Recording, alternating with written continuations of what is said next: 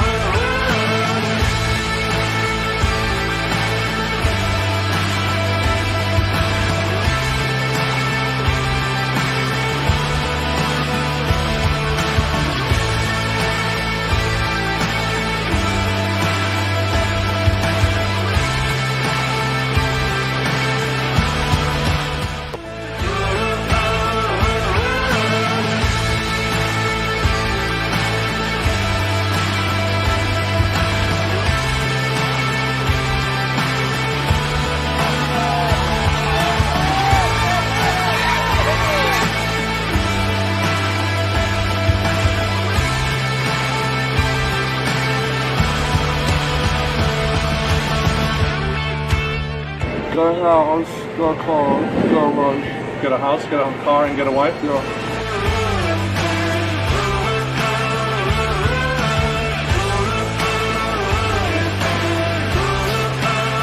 We don't completely understand what's happening, but we're seeing a transformation that is way beyond what any of us ever thought a child with Down syndrome could do.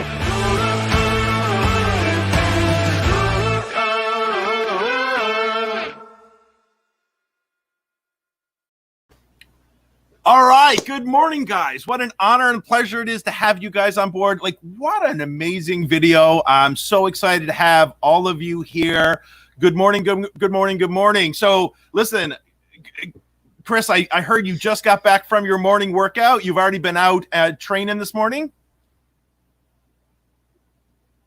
Yep.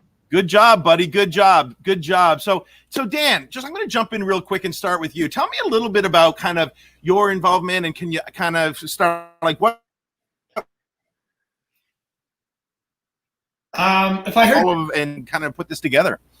Yeah. So, a couple of years ago, I made the decision that I wanted to tackle a very difficult, extreme sport, and I chose Ironman. I had some weight to lose. I was 300 pounds, 320 pounds. And I knew I needed to lose some weight. And I asked myself, what would be the hardest challenge to do? So I went ahead and started tackling the road to Ironman. Over the next 3 years, I completed over 150 races, 15 Ironman events, and, was looking to do something more significant. I'd lost the weight. I'd accomplished a lot personally. But I felt like I wanted to thank God for the ability to get my fitness back in my 40s. And so I, literally prayed and asked that God could help me find someone that I could use my body to help guide through an Ironman and to accomplish what I accomplished. I thought it would be a person that was blind. That's very common for blind people to be led through an Ironman. So I was looking for a blind person. And I jokingly tell people all the time, do you know what the hardest part about leading a blind person through an Ironman is? What's that? It's finding a blind person that wants to do an Ironman. Yeah, makes sense. Makes sense. Because it's so rare, for every one blind athlete that would like to give it a go, there's, 1,000 people that would be happy to do it. Yeah. And so, it looked like it wasn't going to happen. I talked to some candidates, and then out of nowhere, I get an opportunity to meet Chris. Chris is a very driven, hungry young man. His father is the same. And I'm known to be very mentally tough and driven as well. And it was the perfect combination that Special Olympics had brought together athletes like him. Around the same time, they were ramping up their training. They were training with this awesome young lady by the name of Simone. And Chris had kind of gotten to a higher level. And she had never completed an Ironman. And there's where this beautiful little relationship started. Oh, that's awesome. That's awesome. Good. So Chris and Nick, so this is an amazing journey. So Chris, tell me a little bit about your goal. Doing Ironman was not the goal. I started triathlon to lose weight, get in shape, and make some friends. Then I met people in the tri club who made fun. Then I met other people at races who gave me lots of hugs, like the ladies. I did a 1% faster speech, and people loved it and gave me too many hugs. So I love the hugs, especially from the ladies. Ironman is about making friends and getting more hugs. Oh, that's awesome. That's awesome. Listen, hugs from the ladies is important, that's for sure. But doing an Ironman is definitely incredible. So why would you want to decide to set such a big goal for yourself? Because I have a big dream, and big dreams need big goals. Doing Ironman means I can do anything and I can achieve my dreams. I can be an example to others like me so they can get their dreams. My dream is to become a motivational speaker so I can buy my own house, buy my own car, and get a smoking hot one right from Minnesota. That's awesome. That's awesome, Chris. I am 100% sure, knowing your story, that you're going to hit those goals. Like, congratulations. That is incredible. So let me ask you this. Are there days when you don't feel like doing the things that you have to do? Yes. Like last week, I was tired and I didn't want to work hard. So I go sleep with my dad. My dad made it easy for me. We skipped some workouts. Other workouts we did less. I got to rest and recover. Now I'm working hard again. Good for you, bud. That's amazing. Yeah. And it's not unlike you. I think for a lot of people out there that I talk to, they experience the exact same thing, that, they wake up and they don't want to get up and they don't want to get out of bed and they don't want to work. And they don't want to have to get up and face the hard parts of our day. But here's the cool part, is the hard parts of our day lead us to the amazing things that we get out of that, which is hitting your goals, right? So listen, Chris, tell me just a little bit about the people that are helping you. I have so many good people helping me. Awesome. Simone was the first person. She helps me practice and did those short races with me. Then Uncle Dan started to help me when I got too fast for Simone. Dan helps me a lot. Coach Hector helps with my plan and strength training. Carlos, boxing ladies, Cam and Ren have trained with me. Andy gives me swim lesson. I'm so blessed to have some great people helping me. That's awesome. That's awesome. So you have a really good network of people around to support and help you move forward. And I think that's a super important part of growth, is surrounding ourselves by important people. I was lucky that I got to know Dan a long time ago, and Dan's a pretty inspirational and pretty powerful guy to help you move forward. So how about this? Do you get upset with them when they push you and you feel they're pushing you hard? This one's for you, Dan. No, because they do with me. They make it fun. It's really fun when we race in our win. We all work hard because we want to get 1% faster every day. Then, my dad always gives me things around, like ice cream, extra rice, pancakes, and waffles, and Corona. We work hard, but we also have fun. That's incredible. You make me cry. You get out of here. You get out of here. That's amazing. That's amazing. So listen, what do you think people, when they see you working out, what do you think, and that you're shooting for this big goal, what do you think people think about you when they see you doing all of this? This was pretty damn.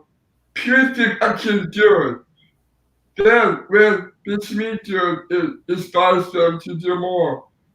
They think my obstacles are too big for me. But I tell them my dream is bigger than my problem. So I say to them, this must be pretty wrong. Yeah. And so again, you know, like just like you getting up yesterday and choosing, like we all have obstacles in different areas of our life. And here's the truth. You are inspiring so many people by showing them that, listen, I can overcome any obstacle. I can do anything I want. And listen, you have a ton of obstacles when it comes to like even just swimming and biking, just like Dan had mentioned earlier that he started his journey. He was, 300, what'd you say, Dan, 310, 320 pounds? Yeah. And, and Dan had to overcome those obstacles. And there's a ton of us out there. So thank you so much, Chris, for being an inspiration to that. So listen, what does it feel like to be admired by so many people? It feels great. It makes me happy. There's so many people like me. Enough people, all people, especially the ladies. It also makes me feel good that inspire others like me to try harder. Having so many friends is the best feeling ever. Yeah, yeah. And you're getting lots of new friends with all this, and you're enjoying all the ladies, the love from the ladies, right? Yep. Good for you. So listen, are you going to be ready for our triathlon?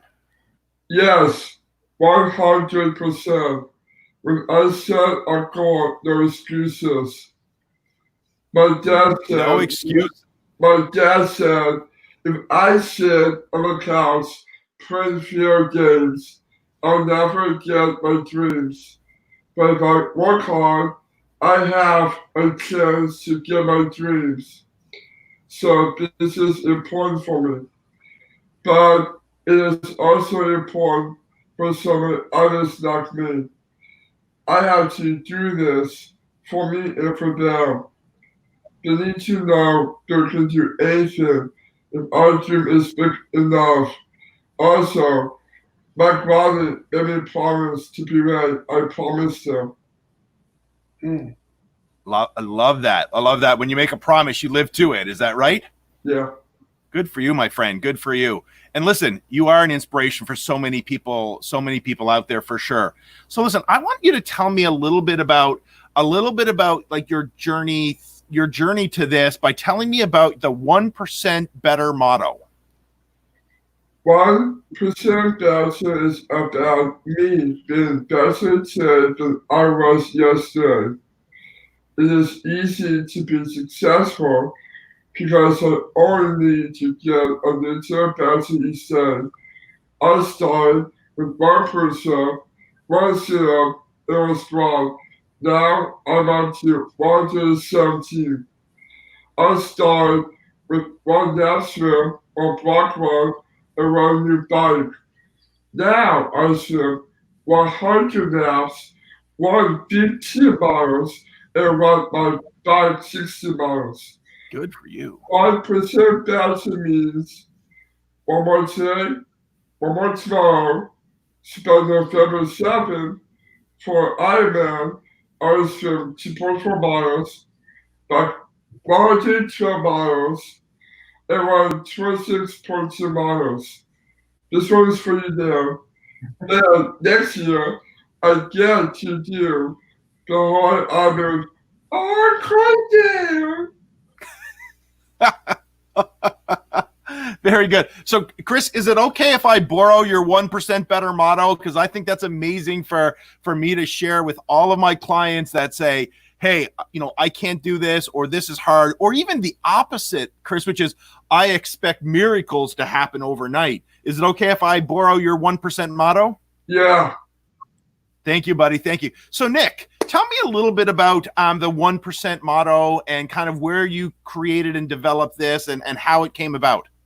Sure. So in working with Chris, I realized that following the experts and their advice, he wasn't making the progress that we thought he could make. And being in the performance business, I understand a little bit about how the brain works.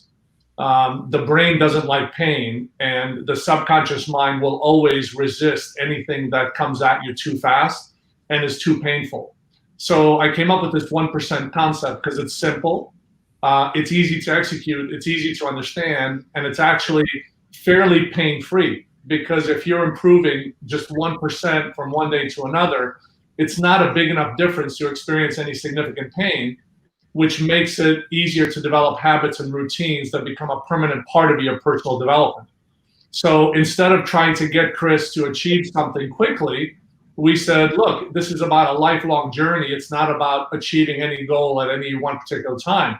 So we started a couple of years ago, and we actually drew it out and said, what would happen if he got just 1% better consistently every 2 or 3 days for a 3-year period? And what's interesting is when you look at that and you start with something as simple as a 100-yard run, or a 1-lap swim in a pool, or just a 100-yard bike, you find out that with a 1% improvement every 2 or 3 days over a 3-year period, you find yourself eventually doing an Ironman. And so we used it as a way to develop a permanent habit and a permanent lifestyle for Chris, not so he can do an Ironman, but so he can live a life full of physical health, inclusion, and all the things that come from just being a very active young man. That's awesome. So talk to me about how did you come up with Chris going and doing the Ironman? Was this something that Chris said, hey, I'd love to do this? And, No. and we know, Chris, it's all about getting the ladies. We got that. We love it. But so Nick, talk about how you came up with or how that kind of came about.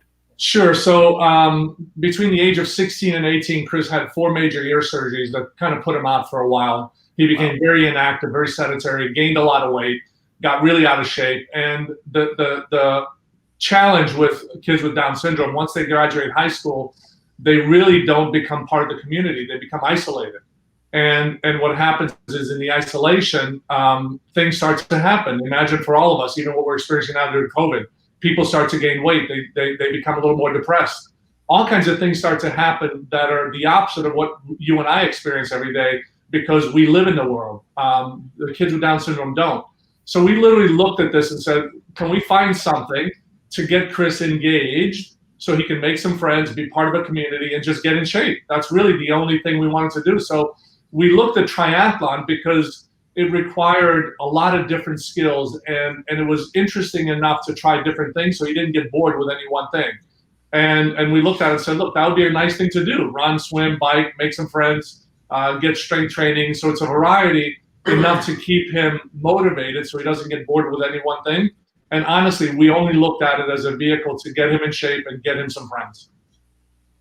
Awesome. That's incredible. So Dan, talk to me about, what's it like working with Chris? Like, tell me about pushing him and getting him to move forward and like all of that. Like, tell me your journey with Chris a little bit. So this journey impacts my daily basis. So that Saturday, Dan and Wynn came and helped me on a bike, and we did like groups of 15, 12, and my speed was amazing, and it was pretty spectacular. Okay, so it was Dan's question. Thank you. You're welcome. That was a good answer though, Chris.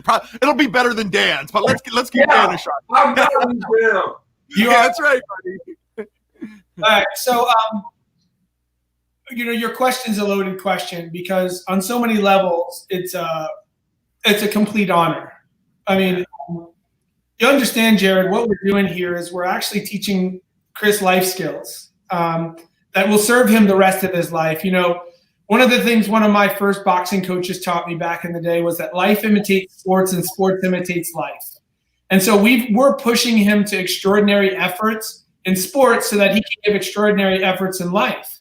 And we're testing his ability in sports so he can test his ability in life. I mean, the idea that he has to be warehoused, in his older age is really what a lot of Down syndrome kids face.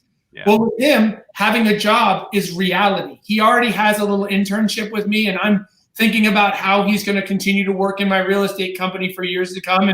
And he's going to work with us. Him being a public speaker is real. He's actually getting paid to do that. The things that he's saying now are things that he's kind of rehearsed, but he's not his father's puppet. He believes these things. Yeah. This is his reaction. So there's a lot there for me. And then the last thing I'll tell you is, I'm in a position of extreme trust with his parents. I'm taking their child 2 miles out into the ocean. I'm taking him out miles in swims, and there's nothing they can do about it once they release him to me. It's just him and I tethered together, and we swim. And if there's an issue in the water, it's my issue to deal with. Then I'm going to take him and ride with him, 50 miles, and when we race 100 miles, and out there on the bike, like I'm responsible for every turn he makes, every decision he makes, and I'm not attached to him on a bicycle. He's independent on a bicycle. So that's extreme. He can go as fast as I've seen him go as fast as 24 miles an hour. You crash it, 24 miles an hour is devastating. It's gonna hurt. And then on the run, we're gonna take him to a place of human exhaustion that most people will never get to. The 1% of the 1% complete an Ironman. And after you've swam that far, after you've run that far, you've been awake that long, the anxiety the night before, and with him, all of the press we're doing, he's going to go to the extent of human exertion. And I'm going to take him there. And his parents have to believe that I won't push him too hard in training, and that I will be listening to him. I will be doing what's in the best interest of their most prized possession. And it's a huge honor for me to do that. In terms of working with him as a human being, he's one of the greatest human beings I've ever met. He's made me a better person every time I'm around him. His parents and his dad and his mom are fantastic in and of themselves. The relationship he has with his dad is one that I admire and wish I had. It makes me a better father. But Chris is an individual. He sees things that you and I don't see. I recently was thinking this morning about a book I would like to write about what I've learned training him, the other side of what we're doing for him. And I was thinking, what are a few things that I've learned? Number one is Chris greets everyone with a hug. Whether he likes you, whether he doesn't like you, whether he knows you, he doesn't know you, he's going to greet you with a hug, a general embrace. And that embrace tells you one thing: you're good enough to be in my presence. Everyone is good enough to be in Chris's presence. The second thing that Chris does is that when he wants to congratulate you, he hugs you. And so what he's doing is he's telling you that not only are you good enough, I'm proud of you, and I want to use my body to let you know that I feel that way. And the third thing that Chris does that most men will never do is when he's in pain and he's vulnerable, he will hug you. That is one of the gifts that I'm probably the only other male besides Nick to receive, is when Chris is in extreme pain, he has given me that I'm hurt, I'm vulnerable hug. And it means so much more. Now, because we have a different level of programming and thinking, or speed in which we think, we miss the human connection that he has. Yeah. And for me, that's the greatest honor, is what I've got to learn in this journey so far as a human being, that translates into every other area of my life. Our relationship is not bound by an Ironman. If we decided to give this thing up tomorrow, I'm still having dinner with him later this week. I'm still talking to him every day on the phone, and I'm going to stay active in his life for the rest of his life. Yeah. That's awesome. That's awesome. Chris, if I was there right now, buddy, I'd give you a big old hug because I think that you're an inspiring guy, and you're gonna definitely hit your goal. So, Dan, really quickly, what is the biggest obstacle that you've had to overcome with this? Well, I think that there's probably not a single obstacle. There's a few. It's funny, Nick and I were just talking about this last night. Number one is so many people really and truly care about Chris and children like him, young people like him, that they slowly sabotage his success by saying things like, be realistic, you're going too hard, stay in your lane, is that safe? And what we're doing is we're just slowly boxing him into this place where he's incapable of doing anything. Yeah. So it's frustrating. In the short term, I've been here to see so many people not give him a chance to fail. That's a tough one when it comes to it. And the second thing here is I have my own biases that in the last 7 months, 8 months we've been together that largely have been extinguished. However, I have my own bias. Like, hey, listen, I don't want to take him to the pain cave. That's the term, Jared, the pain cave, when all you've got is your brain and your body is trying to shut down on you, and your brain is saying, like, we're going to keep going. Yeah. I don't need the pain cave. I don't want to hurt him. He's so cute. He's so nice. I don't want to do that. Well, that was my own bias. The reality here is he deserves to go to the pain cave just like you and I do. He deserves to learn the lessons of failure just like you and I do, and your clients do. He deserves to have a relationship with a female just like you and I do. He deserves to have a job and be tested in that job just like you and I do. There is a job for him. Yeah. He deserves to have the ability to live as independently as he can without people telling him what he can't do. Yeah. Chris does not like he does not like the idea of being sheltered and encumbered. He likes to do his own thing. Like he has his own rituals and things that, as close as I am to him, he don't want to do that with Uncle Dan. He does not want to eat P.F. Chang's with Uncle Dan. He wants to eat P.F. Chang's by himself, and he wants his parents to go out. He likes his independence. He says he likes the ladies. No, he likes the same thing every other 20-year-old likes. He likes the attention from the ladies, just like my 18-year-old, my 20-year-old does, just like I did, just like you did, just like 20-year-old ladies like the attention from the opposite. He does too. But for some reason, and what makes it difficult is we put this limit that he couldn't know love. Yeah. I've experienced love from that young man, and when he gets an opportunity to give that away to his beautiful wife one day, it will be an amazing thing to see. Yeah. Well, meeting people, like Chris knocks down those walls of what's possible. Right. Because like we all build up in our mind of what's, matter of fact, you had mentioned, I think to Nick that I think in 2011, I cycled across North America. It was 2,400 miles, took me 25 days, 26 days, something like that.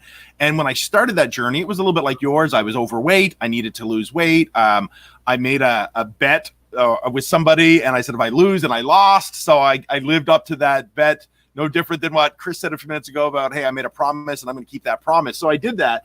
And you know what was the biggest struggle was the conversations that people put around me was always, you can't do it. Even finding a coach to help train me, I had a limited amount of time to do it. And they said, where you are today and where you want to be to leave at the time you want to leave to do this, it's impossible to get you from here to here. And I actually talked to a bunch of coaches, and I ended up hiring the one that said this to me.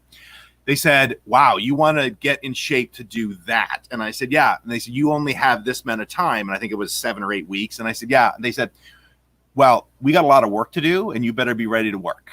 Right. And that's the whole coach that I hired, because everybody around me had told me how impossible it was. Even up until the point at which I started, they told me how impossible it was. And I completed it. And it goes back to, it goes back even to the 1%, right? The 1% rule is, for me, it wasn't about biking 2,400 miles, but Dan, you're a cyclist. I mean, how many days have you gone 100 on a century ride on a 100-mile ride? Yeah. right? You've done that, right? So it's just doing that incrementally over time that it allowed me to get there, right? It wasn't that I had to master this whole 2,400 miles. I had to master a 100-mile ride, and then I had to master doing it over and over again. And the rest and recovery with my body, I had to learn to recover quicker so that I could do it the next day, right? So, and it was just that 1% better. But man, the people that you'd meet on the street, it was, oh, you can't do that. Like, I don't know if there was very many people that ever told me that I could, right? But up here, I said, I'm going to do that. Yeah. So, you ever heard the story of Christopher Columbus? He was sailing, the story is he's sailing across, and his men, they were running low on food. And the men said, hey, when are we going to reach the new world? When are we going to reach the new world? And he's like, tomorrow. And then they would come up to him the next day, and he said, like, we're not there. He goes, well, when will we see the next world? He says, tomorrow. And then the next day they came up, and this went on. And then they eventually said, we're going to commit a mutiny and like give up. And they said, you keep saying we're going to find the new land. He says, yeah, because you're looking out there. You're not looking in my eyes. You're not looking in here. Interesting. And the idea was Columbus could see it, but they couldn't. And what we often do, especially with Special Olympics athletes and others, is that we project our thinking of what's possible for them on them.